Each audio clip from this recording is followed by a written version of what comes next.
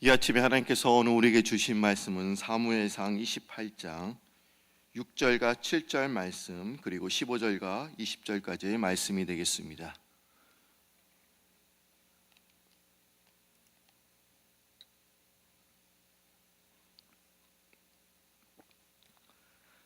사무엘상 28장 6절에서 7절 말씀, 그리고 15절에서 20절까지의 말씀이 되겠습니다.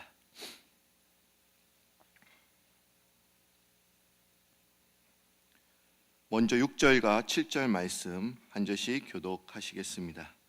사울이 여호와께 묻자오되 여호와께서 꿈으로도 우림으로도 선지자로도 그에게 대답하지 아니하시므로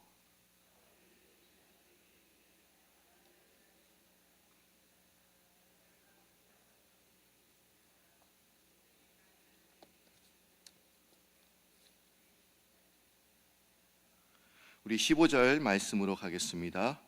사무엘이 사울에게 이르되 내가 어찌하여 나를 불러 올려서 나를 성가시게 하느냐 하니 사울이 대답하되 나는 심히 다급하니이다. 블레셋 사람들은 나를 향하여 군대를 일으켰고 하나님은 나를 떠나서 다시는 선지자로도 꿈으로도 내게 대답하지 아니하시기로 내가 행한 일을 알아보려고 당신을 불러 올렸나이다 하더라.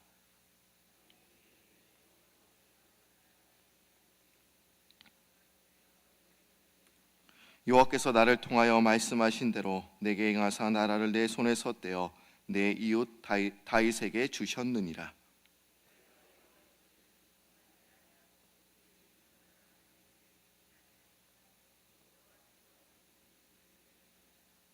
여호와께서 이스라엘을 너와 함께 블레셋 사람들의 손에 넘기시리니 내일 너와 내 아들들이 나와 함께 있으리라. 여호와께서 또 이스라엘 군대를 블레셋 사람들의 손에 넘기시리라 하는지라.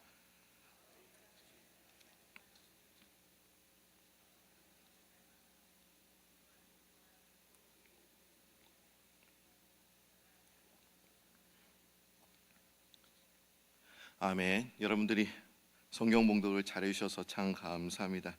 우리 한번 옆에 있는 분들과 인사를 나눠보실까요? 잘 오셨습니다. 반갑습니다. 우리 그래도 새벽 기도에 나오셔서 지금이라도 인사하셔야 그래 누가 나오신지 알 수가 있습니다. 우리 또 기도하는 시간이 있기 때문에 또 일찍 비즈니스를 하시는 분들은 또 잠시 기도하시고 나가시는 분들도 있기 때문에 이렇게 인사 시간이 얼마나 중요한지 모릅니다. 저희는 지금 오늘의 양식 순서에 따라서 설교를 하고 있어요. 아마 여러분들 오늘의 양식 지금 9월 9일 오늘 여기 보시면 나와 있고요. 사무엘상 28장의 말씀을 가지고 오늘 말씀을 전하게 되는데, 혹시 오늘의 양식 이 교재가 없으신 분은 여러분들 홈페이지 가보시면 오른쪽 가운데 링크되어 있습니다. 그래서 여러분들이 그걸 딱 클릭하시면 뽑아 보실 수가 있어요. 그리고 읽어 보실 수도 있습니다. 그래서 제가 알기로는 우리 스마트폰에도 어플리케이션이 또 되어 있습니다. 그래서 여러분들이 꼭 굳이 이걸 안 사셔도 됩니다. 그러니까 컴퓨터 들어가 보셔서 홈페이지 들어가시고 또한 셀폰으로 이 내용들을 한번 보시고 또한 나누시기를 바랍니다. 1980년대 퍼스 콜렛이라는 하는 사람이 있었습니다. 근데 이 사람이 어떤 사람이냐? 자신이 천국에 갔다 왔다. 나는 천국에 갔다 왔어. 이러면서 내가 본 천국이라는 그런 책을 쓰게 되었습니다. 그 당시 대단한 베스트셀러였다고 합니다. 지금도 이런 책들이 계속 나오고 있습니다. 그런데 그 당시 이 책을 사지를 못해 갖고 이제 복사본까지 돌았다는 소문이 날 정도였다고 합니다. 그런데 이 사람이 또한 한국에 와서 또 한 고등학교에서 집회를 할 때였다고 합니다. 그런데 집회 도중에 이상한 일이 벌어졌습니다. 당시 통역을 하시던 목사님이 통역을 멈추시고 이 퍼시 콜렛과 싸우고는 강대상에서 내려가 버리셨다는 거예요. 나중에 알고 보니 당시 그 통역을 하고 있던 통역하다가 멈추고 그리고 싸우기까지 한 분은 그 당시 극동방송의 부사장이었던 송영필 목사님이었다고 합니다. 그리고 이분이 이렇게 말했답니다. 멈추십시오. 왜 당신은 자꾸 성경에 없는 이야기를 합니까? 솔로몬이 천국도 지옥도 아닌 곳에서 노동을 하고 있다느니 이런 말도 안 되는 소리를 하고 있습니까? 이렇게 항의를 하고는 성경이 없는 거 말하지 말라고 하는데 계속하니까 이제 송 목사님이 나 더 이상 통역을 못하겠습니다. 그리고 내려왔고 결국에는 다른 목사님이 통역을 하셨다는 그런 이야기입니다. 하지만 이 집회는 계속되었다고 합니다. 그리고 그 당시에 많은 사람들이 그 목사님으로부터 또 집회를 인도하시는 목사님으로부터 또 안수 기도를 받았다고 합니다. 근데 결국 어떻게 되었을까요? 그 조시 콜렛은 가짜로 판명되었다고 합니다. 왜 이 사람은 분명 거짓 선지자인데 왜 그렇게 많은 사람들이 모이고 관심을 보이게 되었을까요? 아마 천국에 갔다 왔다 하니까 많은 사람들이 궁금했을 것입니다. 분명 요한계시록 22장의 새하늘과 새 땅, 천국 하늘나라에 대해서 또 주님께서도 하늘나라에 대해서 또한 비유로 또 말씀해 주셨습니다. 그러나 아마 그 이 말씀에도 많은 분들이 또 천국에 대해서 디테일하게 알고 싶어서 궁금해서 또한 이 사람을 찾아갈 가능성이 높습니다. 마가복음 13장 22절을 보시면 이런 말씀이 있죠. 거짓 선지자들이 일어나서 이적과 기사를 행하여 할 수만 있으면 택하신 자들을 미혹하려 함이라라고 기록되어 있습니다. 그러니까 여러분, 거짓 선지자들은 이적과 기사를 행할 수 있다라고 이야기하고 있죠. 여러분들 보시면 출애굽기를 보시면 또한 10가지 모세가 10가지 재앙을 또한 일으키지 않습니까? 그 중에 술사들도 2가지 재앙은 따라하게 되었습니다. 여러분, 거짓 선지자들은 이적과 기사를 행할 수 있지만 자기 영혼은 구원시킬 수가 없다는 것을 우리가 분명히 알아야 합니다. 많은 사람들이 천국이 궁금해서 모여들었지만 그 사람은 정작 자기 자신은 구원시킬 수가 없었음을 우리는 알 수 있습니다. 우리는 누군가가 천국에 다녀왔다고 한다면 부러워할 것입니다. 저도 마찬가지 좀 부러워할 것 같아요. 그리고 그 자신도 그런 체험을 하고 싶어 합니다. 그러나 기도 중에 환상 중에 천국에 다녀온 거 그렇게 중요한 일이 아닙니다. 잠시 후면 깨어나면 그뿐인데 그것이 뭐가 그렇게 대수롭겠습니까? 그것보다는 날마다 삶에서 우리가 감사하고 내 가족을 사랑하고 또 매일매일 천국의 삶을 살아가는 것이 중요하다. 성경에서 이렇게 이야기를 합니다. 내가 즐거운 마음으로 일을 하고 또 집안을 청소하고 자녀를 돌보고 축복하는 일이 천국을 경험하는 삶인 줄 믿습니다. 우리가 그런 삶이 되어야 합니다. 오늘 본 말씀 사무엘상 28장의 말씀은 지금 사울이 위기를 겪고 있습니다. 블레셋 군대가 이제 이스라엘 군대 나라의 이제 근처에 진을 쳐 있는 상태입니다. 그것은 이제 블레셋 군대가 전쟁하기 위해서 이제 쳐들어오기 위해서 지금 준비하고 있는 상황입니다. 사울은 지금 어려운 상황, 긴박한 상황에 놓여 있습니다. 근데 선지자 사무엘도 죽었습니다. 그러기에 도움을 요청할 사람이 지금 한 명도 없음을 지금 본문에서 이야기를 합니다. 그래서 이제는 하나님께 기도해 봅니다. 그런데 하나님께서 응답하시지 않으십니다. 우리 한번 6절 말씀을 한번 보시기 바랍니다. 사울이 여호와께 묻자오되 여호와께서 꿈으로도 우림으로도 선지자로도 그에게 대답하시지 아니하심으로.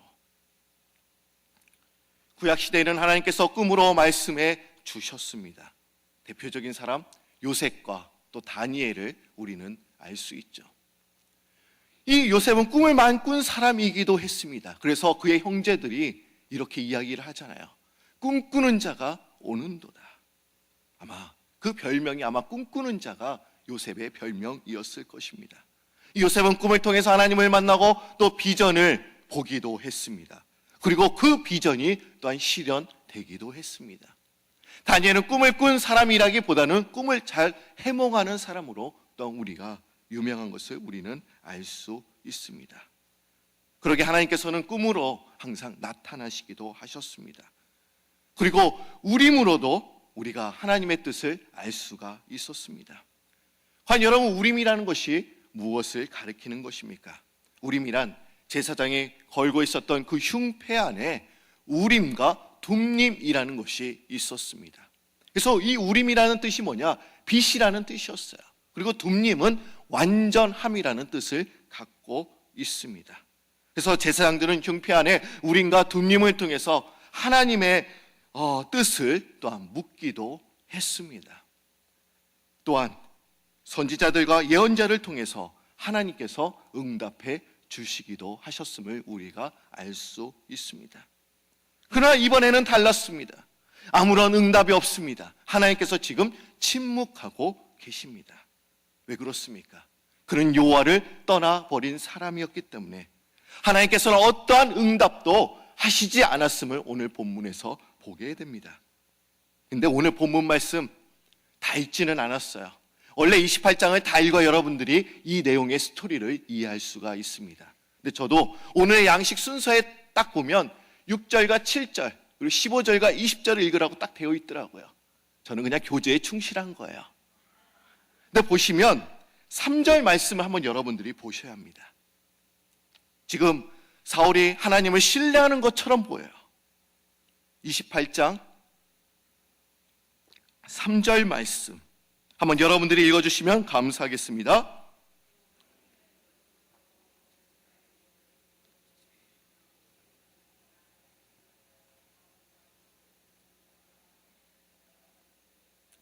여기 보십시오. 사무엘이 죽었으므로 이스라엘이 그를 두고 슬피 울며 그의 고향 라마에 장사였고, 여기부터가 중요합니다.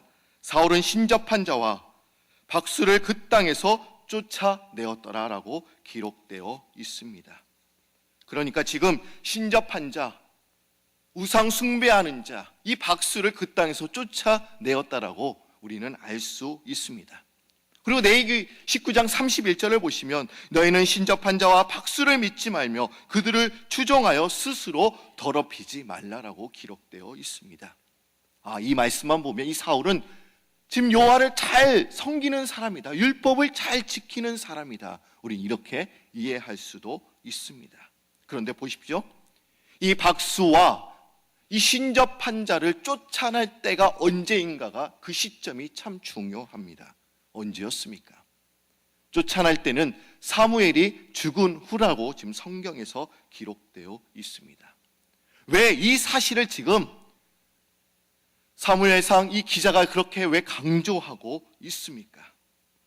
그것은 바로 사울이 신접한 자와 박수를 쫓아낸 것이 여호와의 신앙에 입각하여 율법을 철저히 준수하는 그런 마음에서 비롯된 것이 아니기 때문에 지금 이것을 기록하고 있는 것입니다. 아마 사무엘의 죽음이라는 것이 아마 사울에게 충격적인 사건으로 다가왔을 것입니다. 그리고 사울은 사무엘의 죽음으로 인해서 동요하고 있는 백성들의 그 한심을 사기 위해서 아마 이 일을 했을 가능성이 높습니다. 그런데 하나님께서 꿈으로도 우림으로도 또 선지자로도 이제 대답하시지 않자 이제 사울은 자기 자신이 쫓아내었던 그 신접한 자를 다시 그 자신이 찾아가게 됩니다. 그것이 이제 8절부터의 말씀입니다. 이제 사울 왕은 변장을 하고서 이제 신접한 자에게 또한 이런 요청을 합니다. 하늘에 있는 죽은 그 사무의 영을 지금 불려 달라고 지금 요청하고 있는 것입니다. 지금 죽어 있어요. 사무엘은 죽었습니다. 근데 죽은 그 사무의 영을 지금 불러 달라고 하는 것입니다. 우리는 보통 기독교인들이 하나님의 응답이 늦으면 더 이상 기다리거나 인내하지 못하고 또한 요새도 무당을 찾아가는 분들이 참 많이 있다고 합니다. 무당을 찾아가지는 않지만 또한 컴퓨터를 보면 또 운세난 또 그것을 점을 치는 분들이 많이 있다. 그 중에 기독교인이 더 많이 있음을 우리는 알 수 있습니다. 여러분 서울의 미아리 도남동 근처를 가보시면 아직도 점침이 얼마나 많이 있는지 모릅니다. 없어질 것 같은데 없어지지가 않아요. 왜 그렇습니까? 많은 사람들이 아직도 찾아가고 있다는 것이죠. 근데 교회에 다니는 분이 점을 치러 갔다고 합니다. 아마도 이런 분들은 예수님을 믿는 것이 아니라 그냥 교회를 다니는 분이라 우리는 생각할 수 있습니다. 그런데 그 점쟁이가 희한한 소리를 하더랍니다. 당신은 여기 올 사람이 아닙니다. 저보다 더 센 분을 당신이 가지고 있는데, 지키고 있는데 그냥 이제 가보십시오. 여기 올 필요가 없습니다. 또 황당한 건 이 사람이 너무나 기분이 좋아서 이제 구역 예배 가서 이것을 얘기했다고 합니다. 아마 간증을 한 것이죠. 무당이 자기를 알아봤다고, 예수쟁이라는 것을 알아봤다고. 아니, 세상에 예수님을 믿는 사람이 점쟁이에 간 것이 창피한 것인데, 그것이 창피한 것으로 여기지 못하고, 이것이 또한 자랑으로 자기 믿음이 최고로 좋은 것처럼 여기는 거, 여러분, 이것은 잘못된 것입니다. 이것은 부끄러운 거예요. 자랑거리가 절대로 되지 않습니다. 그러자 구역장을 비롯한 이제는 온 구역원이 이제 구역 예배가 끝난 후에 단체로 그 점쟁이를 찾아갔다고 합니다. 이제 복채를 들고 한 명씩 한 명씩 이제 점쟁이에게 들어갔다 나오는데, 사람마다 얼굴 표정이 다 다른 것입니다. 어떤 사람이 이렇게 이야기를 합니다. 아이고, 왜 이런 곳에 오셨습니까? 그런데 어떤 사람에게는 그런 말을 안 하는 거예요. 점을 쳐주는 겁니다. 근데 그런 말을 듣지 못하는 사람은, 점을 쳐준 들은 사람은 내가 믿음이 없구나, 그런 고민에 빠졌고 끝내는 구역이 서로 다투고 정죄하는 일이 일어났다고 합니다. 그럼 이것은 잘못된 거예요. 여러분, 신접한 자가 우리의 미래를 또 예측해 줄 수 있습니까? 여러분들 과연 어떻게 생각하십니까? 지금 사울은 신접한 자, 지금 무당을 지금 찾아간 것입니다. 그리고 사무엘의 영을 지금 불러달라고 지금 요청하고 있는 것입니다. 그리고 오늘 읽었던 사무엘상 28장 15절부터 20절까지의 말씀은 지금 사무엘의 영이 나타난 그런 이야기를 지금 하고 있습니다. 네, 여러분 보십시오. 이 사무엘의 영, 이 사무엘의 영이 진짜 영이었을까요? 가짜 영이었을까요? 여러분들은 어떻게 생각하십니까? 성경에서는 가짜다, 진짜다라고 말씀하고 있지는 않습니다. 뭐라고 이야기를 할 수 있을까요? 우리 17절과 19절 말씀을 한번 보도록 하겠습니다. 아마 사무엘의 영이 나타나서 사무엘의 영이 과연 어떤 얘기를 했을까요? 이 사울에게. 우리 17절과 19절 말씀을 한 절씩 교독하겠습니다. 여호와께서 나를 통하여 말씀하신 대로 내게 행하사 나라를 내 손에서 떼어 내 이웃 다윗에게 주셨느니라.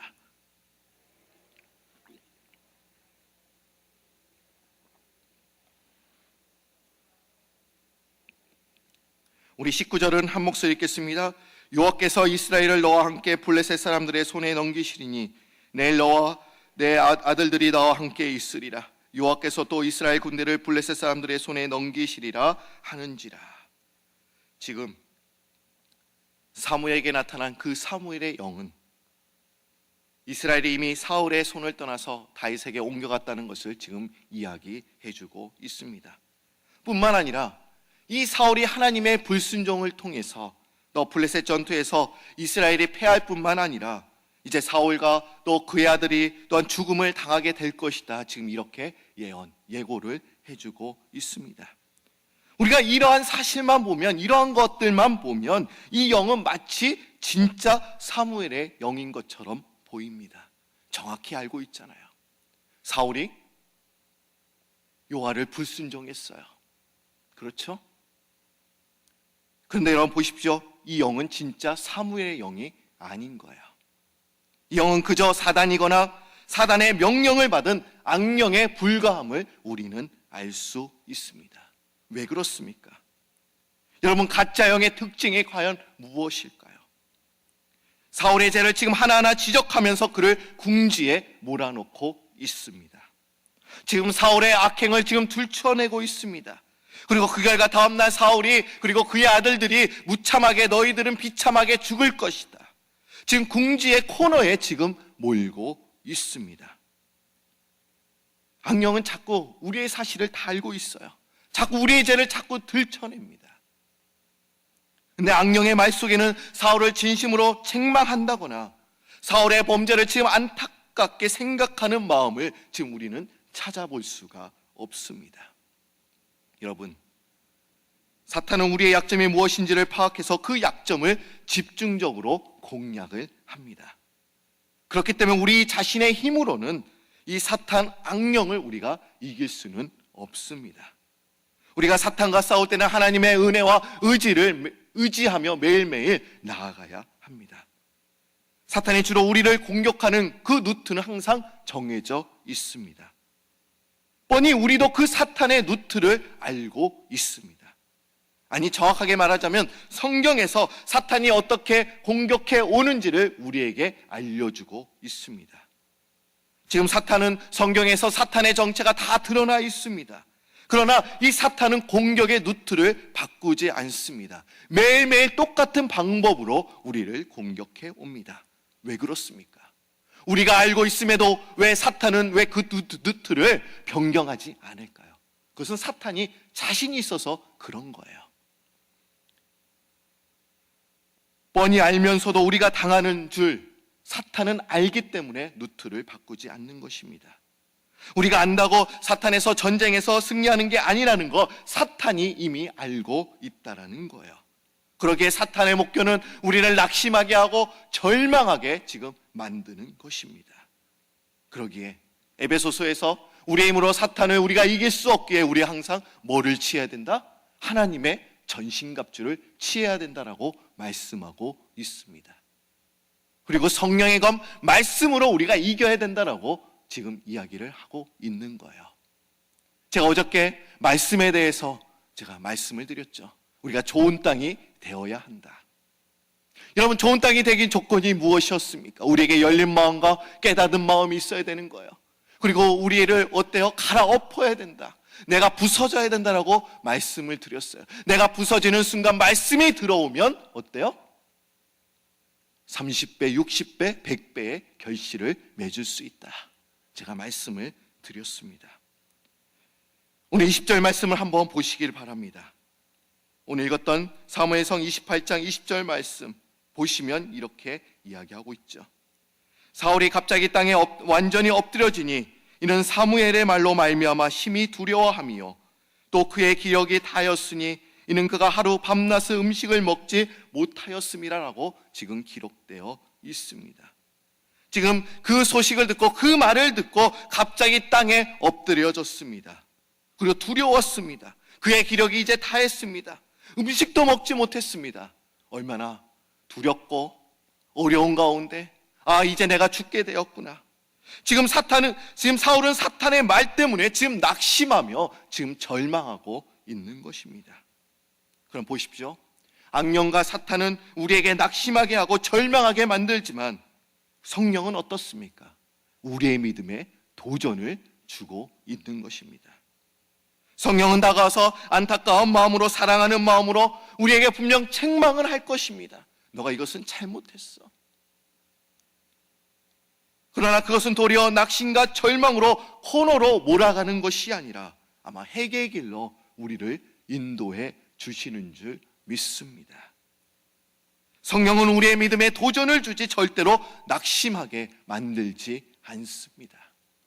여러분, 그러기에 우리가 여러분들이 분별을 잘해야 되는 거예요. 어떤 사람은 우리가 성도님의 말을 듣고 어떻습니까? 우리가 좀 믿음에 도전을 주는 그런 말을 들을 때가 있어요. 내가 그 사람 말만 들으면 항상 내가 기도해야겠구나, 내가 신앙생활을 잘해야겠구나, 이런 생각이 들 때 있습니다. 근데 그 사람은 얘기만 들으면 확딱지가 나버리는 거예요. 여러분, 그것은 우리 신앙에 유익이 안 되는 거예요. 여러분, 악령, 성령, 여러분들이 분별해야 합니다. 분별하는 방법이 과연 무엇입니까? 우리의 믿음에 도전을 주는 사람. 그런 사람들과 우리가 가까워져야 되는 거예요. 지금 사울은 지금 사무의 영을 불렀습니다. 그러나 그 사무의 영도 거짓된 영이었습니다. 영을 불러서 더 낙심하게 지금 하고 있는 거예요. 이제 내가 할 일이 없구나. 내가 이제 죽는 순간이구나. 지금 절망하게 되는 거예요. 그러나 어떻습니까? 절망 가운데도 우리가 믿음의 사람을 만나고 성령 붙잡힌 사람을 우리가 만나게 된다면 내가 지금 힘든 길에 있지만 내가 다시 힘을 얻어서 도전받고 다시 일어서게 되는 줄 믿습니다. 우리가 성령의 사람, 그런 사람들과 자꾸 친해지시기를 바랍니다. 그런 사람들과 같이 기도하시기를 바랍니다. 내가 힘들어도 그 순간을 여러분들이 이길 수가 있는 거예요. 제가 오늘 이제 말씀을 마무리하도록 하겠습니다. 여러분, 오직 주님만을 의지하시기를 바랍니다. 여러분, 성령이 조금 은사가 있는 사람, 그런 사람 찾아가지 마십시오. 예언하는 사람, 그런 사람 찾아가지 마십시오. 다 성경에서 말씀하고 계시는데, 제가 이런 말씀을 들었죠. 성경에 우리 모든 인생의 문제에 답을 준다, 안 준다. 벌써 다 까먹으셨어요. 얼마나 감사한지 또 알 수 있잖아요. 제가 이런 말씀을 드렸죠. 우리의 인생의 모든 문제에 답을 주는 것은 아니다. 이 성경이라는 것은 구원을 위한 백과사전이지 우리 인생의 모든 문제에 답을 주는 그런 백과사전이 아니다라고 제가 말씀을 드렸으나, 그러나 여러분들이 욕망을 버리는 순간, 여러분들의 자아를 버리는 순간 어때요? 모든 인생에 이 답을 주고 있다는 것을 우리는 알 수 있어요. 그렇기 때문에 여러분들 그런 삶 찾아가지 마시고 온전히 성경을 보시고 또 기도 가운데 하나님의 음성을 듣는 여러분들이 되시기를 바랍니다. 다 같이 기도드립니다.